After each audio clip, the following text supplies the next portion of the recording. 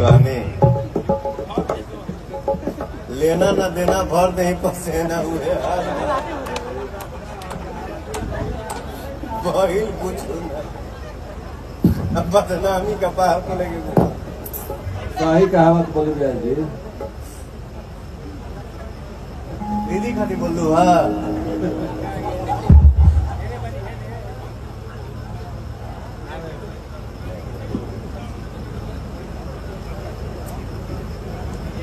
Mummy के लिए गए बड़ू।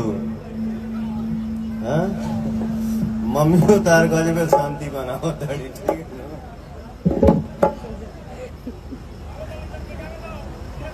ना।